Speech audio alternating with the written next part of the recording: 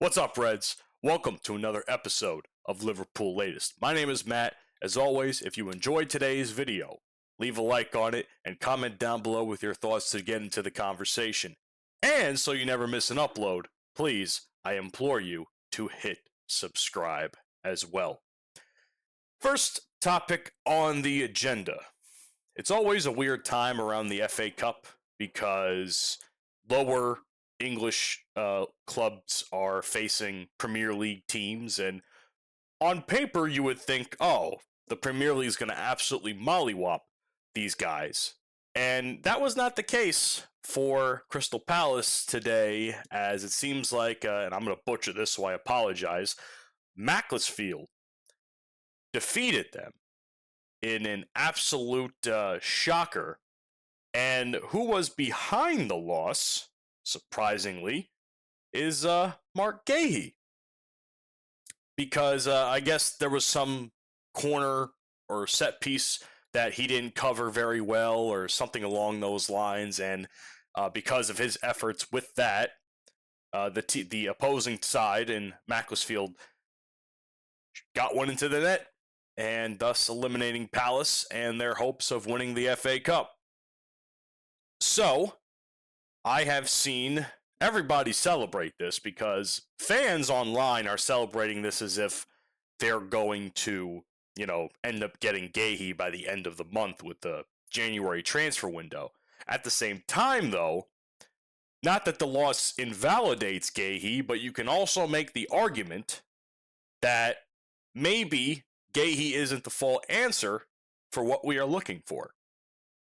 Here's why I say this, and don't get me wrong, before I even continue, I am still pro Mark Gahey. I've been pro Mark Gahey since I started doing Liverpool Latest with Fan Arch, and I've continued to be now. I think this loss means absolutely nothing, but there's been some reports and been some talk that I would like to bring to your attention, and you can tell me your thoughts down in the comments section below. First and foremost, Gahey being beaten in the air for a goal, is obviously not the most ideal thing you want from someone that you're actively trying to recruit to be on your team. Trying to recruit even as far back as the summer. So, although, this isn't a sudden flaw, though. That's the thing, where it's just like, Gahey has never been an air-dominant center back, and he always relies on anticipation, and timing, and recovery, and reading the danger of the situation around him. That's the type of center back he is. Liverpool already know this, though. That's the thing. But at the same time, we have to understand that he is not a direct replacement to Konate. Just like how a lot of our signings were not direct replacements to Darwin Núñez, Luis Diaz, losing the likes of someone of, Harvey Elliott and Tsimikas to loans or whatever. So we have to understand that he's not the exact same player that Konate is. The problem is Konate hasn't confirmed whether or not he's signed a new deal, so we have no choice but to recruit Gahey regardless. And honestly, even with one bad moment for Gahey like this, I'm still not going to sit here and, chastise him as much because, listen, Palace fielded a very heavily rotated setup and a side, and the FA Cup, those early rounds always expose stuff like that. For all we know, they probably just could have thrown it like Slot did against Palace, no less, in the Carabao Cup, which is actually going to be concluding very soon. But regardless, the point I'm making is that they fielded a different side, something that they're not typically used to putting out their best product, and it probably costed them. So I do not blame Gahey for this at all, because he's still someone that I personally want to have continue to pursue to sign in January. He still has a lot of positives with him. He has elite recovery speed, great one-on-one defending, covering across the back line, even defending wide channels, you know. And of course, he's got the leadership because he's the current captain of Crystal Palace. So he's a leader off on the field, especially on the defensive side. Now, how that would work out with Van Dijk also being the captain of the team, the actual captain, we'll see how those egos play out if he is to be signed. But, you know, I think that there's still a lot more. There's a lot more positives with Gahey than there are negatives, in my personal opinion.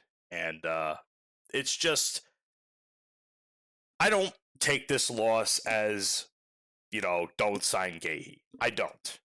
It just doesn't make any sense to, you know. Every team at some point in time is going to lose, whether it's someone we're actively trying to recruit for a transfer or not. So I'm still pro Mark Gahey. Mistakes happen. If it's when those mistakes become too often, then you start to question. But this is the first major mistake I've heard Gahey have this season, and I'm just going to leave it at that. What I do want to touch on, though, which I've been seeing a lot of talk about this online, and frankly, I'm so confused as to why this was such a popular topic, and then I did a little bit more research onto it. And that's Arne Slot and his obsession with PSG. Okay? Apparently, every time you hear an Arne Slot press conference, the one thing that's always going to be mentioned, as if it's like a tic-tac-toe board, that's the free space, is him mentioning PSG in some capacity based off a previous game from last year's Championship League campaign. So the fact that they continue, or that he continues to talk about this, is astounding, to say the least. Because no team is going to play exactly like PSG does. Or was it something that we played this year, or was it something that we played last season? I have no idea. The fact of the matter is, it's something that's continuously being brought up by Slot. And the fact that it's a key reason why or how we tailor our matches and our lineups and our offensive structure to that game kind of makes a lot more sense when you think about how we've been playing this season. All right? Apparently, he keeps invoking it because the tie represented, to him anyway, tactical purity, high-level control, mutual openness, and two teams willing to duke it out and play. That said, he continues to use that game as a benchmark, as PSG were, you know, an elite ball-dominant opponent and willing to press and counter-press and capable of sustaining the tempo. But here's where the comparison becomes incredibly unnecessary. He keeps making this repeated comment that it's Liverpool versus PSG football and PSG football versus Liverpool. I guess an away and home reference, which is irrelevant because no team that we have played this year plays like PSG, or at least remotely similar. A lot of those players, or a lot of those sides that we're facing, are focusing on compact low blocks, which has been continuously frustrating for us to get past, especially over the course of the last few months. The matches are decided by, you know, second chance balls, counterattacks, box occupation, things of that nature, and of course the emotional and physical chaos that matters more than the actual structure of the match itself. So it's what I would call the whole PSG situation, it's like an X factor. It's an edge that we have, or that we were able to gain in some way, shape, and form. But it's not a template for what we do going forward as far as how we play other teams in our league. Keep in mind, this isn't the Champions League now. We're talking about facing teams that are in our league, the Premier League.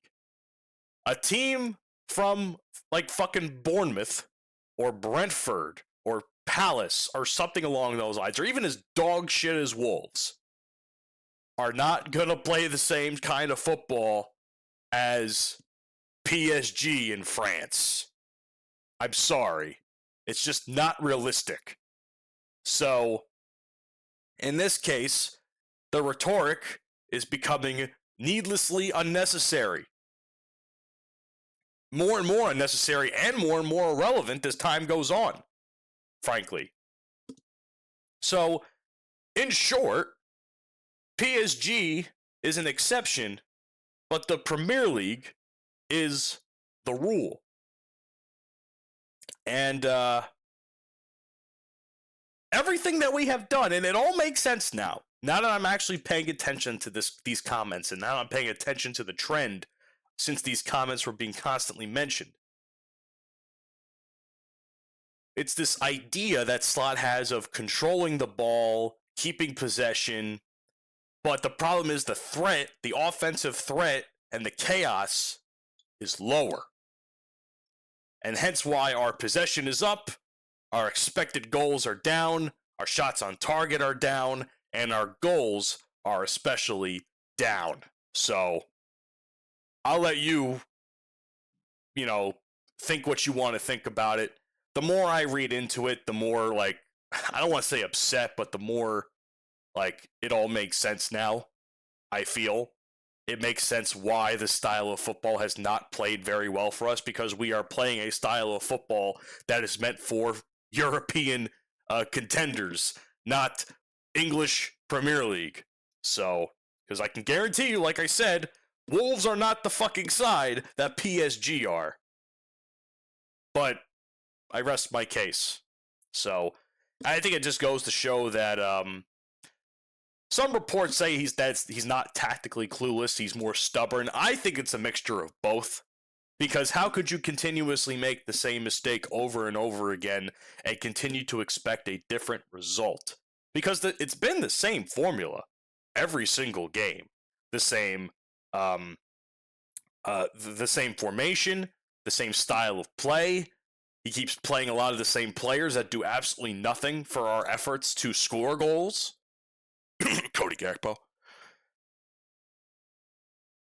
I think it's a mixture of both being stubborn and clueless all in one, but that's all I have to say. So it's a very unnecessary comparison that he keeps bringing up in these interviews, and for someone that I thought was pretty well adjusted with the media, especially when it comes to the Premier League last year, I lose a little bit more faith in him every single week, almost like every single day at this rate.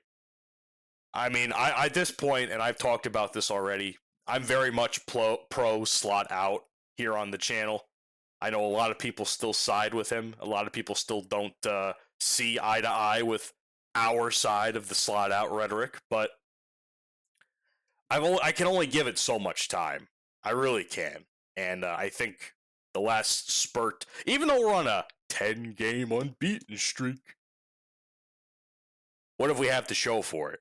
A bunch of ties and near defeats against fucking awful teams like Leeds and Wolves and so on and so forth.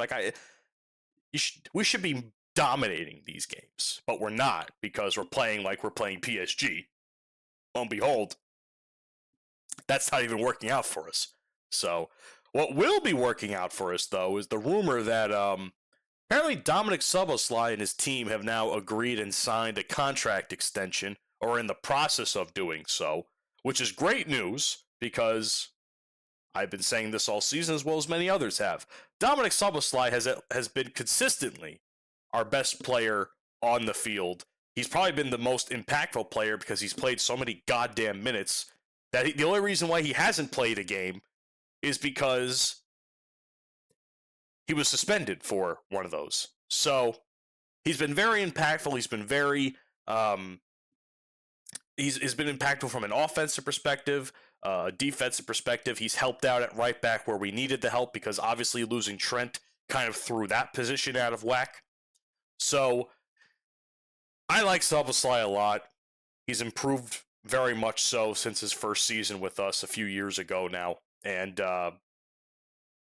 I think I wholeheartedly say that down the road, when Virgil's time on the team is up and we need a new captain, I think you're going to look to Dominic Szoboszlai for that for that because there's no other guy, in my opinion, that deserves it more than him. And I don't think there's any other person worth giving it to, frankly. Outside of Salah, if Salah decides he wants to stay for some reason, then I give it to Salah. But even then, it would probably be between Szoboszlai, Robertson, I'd say, but I don't think Robertson's going to stay much longer, so it's kind of a waste.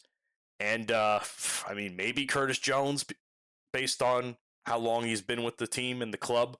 But I remember talking about that conversation a few weeks ago, or a few months ago now, even how Curtis Jones eventually wants to be the Liverpool captain. And I laughed at it.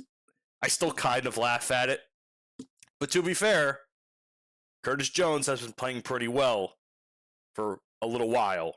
I'm not saying he's great, but he's been playing well for what we were asking of him. So it's not a guarantee, but I'm still pro Szoboszlai in that department anyway. But it's also good because apparently a couple of other teams have been looking into Szoboszlai, like Real Madrid, as if they couldn't poach enough players from us, or at least attempt to poach, because we all know that didn't work out with Konate. So, and Bayern Munich apparently was another team. So imagine losing him to the likes of those.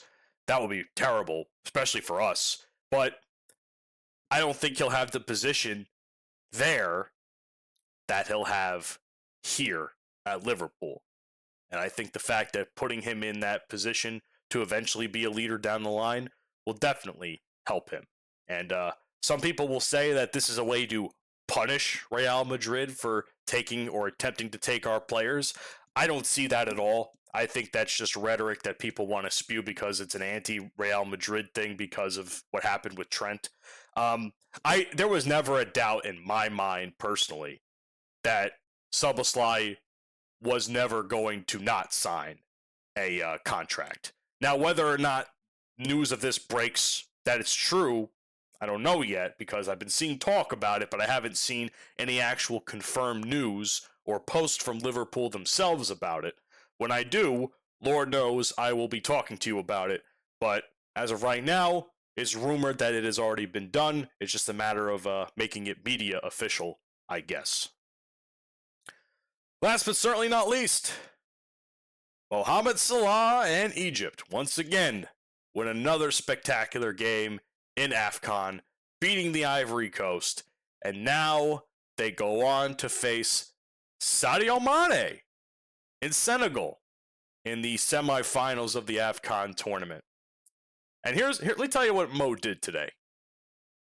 Very, very, very heavily involved. Scored a goal himself in like the 53rd minute or something along those lines. Scored a goal. Earlier in the game, his corner that he had led to a goal, showing that he was creative in the influence of the offense as well. And his overall performance, according to some, can only be described as a masterclass, combining both a goal and an assist in what many say a dramatic quarterfinal win. Good for Salah, man. Tell me again, Jamie Carragher, how Salah's legs are gone at 33 years old. He's not able to put on spectacular football. I think this is exactly what Mo needed. This game this tournament was exactly what Mo needed to not only, in my personal opinion, reinvigorate his love for the sport, because you can tell that it's been kind of waning in his face a bit this season with Liverpool, and to kind of put all that shit with Slot back during that one Leeds draw behind him, because clearly he knows that he's continuing to output really good goals and assists. So I don't think, now granted, I still firmly believe that any offense with Salah is going to be tailored to him in some way, shape, or form. But and I don't know how well the rest of the Egyptian team actually is, but I'd be remiss if I didn't think that Salah is probably the best of the best on that team. After all, when years ago, when I was watching, I think it was the 2018 World Cup in Russia, and Russia was facing Egypt. Now, me being part Russian, I was pro-Russia in that match, and Russia went on to absolutely obliterate Egypt in that match. But every time they started talking about Mo Salah, I'm like, what the fuck is so special about this Mo Salah guy that they keep bringing him up? And why is his influence on this team so important? Now I get it. I get it now. Because without him, they'd be fucked. Let's be honest with you. It's like taking a bunch of Uber and taxi cab drivers to the fucking semifinals. That's essentially what he's doing. He's a world-class footballer, for Christ's sake. But it's his 4th goal in the tournament too, which is just as crazy. And he's been, again, pivotal when it comes to Egypt's run. And listen, man, I said this before and I'll say it again. I want Salah to be back on Liverpool as soon as possible. But if it means Egypt wins the AFCON tournament, I will more than welcome the idea of him being away just a little bit longer. If I have to suffer watching Liverpool football without him just a little bit longer in hopes he raises a trophy with his home country, I won't complain. Not at all. And to Mane and his team over in Senegal, listen, you were before my time being a fan, but I know the legend of Mane, Firmino, and Salah on the front three. It's gonna hurt a little bit as a fan because I've been watching a lot of Sadio Mane clips in recent years to understand that dynamic of why people see it as so special for them, and I get it now. The creativity was off the charts, and it's going to suck as a Liverpool fan to watch this match go down. But somebody's got to win and somebody's got to lose. And with all due respect to Mane, it's got to be Salah to win this one. 100%. No doubt in my mind at all. So thank you guys so much for watching today's Liverpool Latest. I appreciate you being here. Please leave a comment down below and a like on the video if you enjoyed everything I had to talk about today. And as always, subscribe and never miss an upload from us over here at Liverpool Latest and FanArch. And until next time, which will only be a short 24 hours away, you'll never walk alone. Take care.